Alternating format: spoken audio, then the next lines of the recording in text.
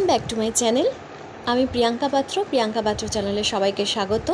500 গ্রাম পেঁয়াজকে ছাড়িয়ে নিয়ে আমি 4 টুকরোর মতো করে কেটে নিলাম। কাটাটা তলা পর্যন্ত যাবে না, হালকা করে কেটে নিতে হবে যাতে খুলে না যায় ভাজার সময়। এবার দুটো পেঁয়াজকে কুচিয়ে নিয়েছি। তেঁতুলটাকে জলে ভিজিয়ে রেখে দেবো কিছুক্ষণের জন্য।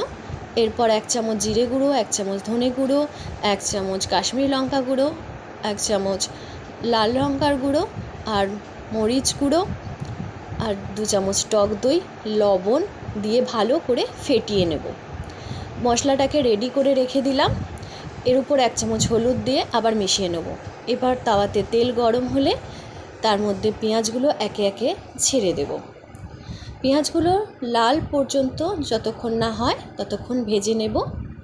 বেশি লাল করার দরকার নেই, মোটামুটি একটা পজিশন পর্যন্ত ভাজা হবে।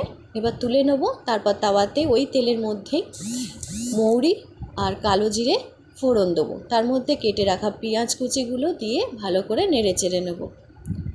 এরপর এর মধ্যে কিছুটা পরিমাণ হিং দিয়ে আবার ভালো করে নেড়ে নেব। এরপর যে মশলাটা যে গুলে রেখেছিলাম সেটাকে দিয়ে আবার ভালো করে তেল ছাড়া পর্যন্ত নাড়িয়ে নেব।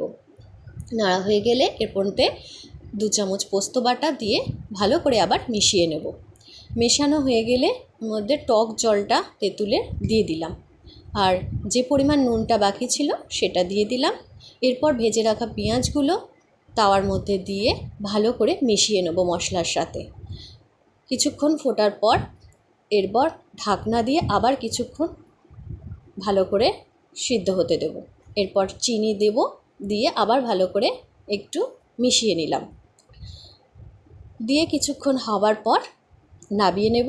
তাহলেই আমাদের এই পেঁয়াজের মারোয়াড়ি রেসিপিটি তৈরি।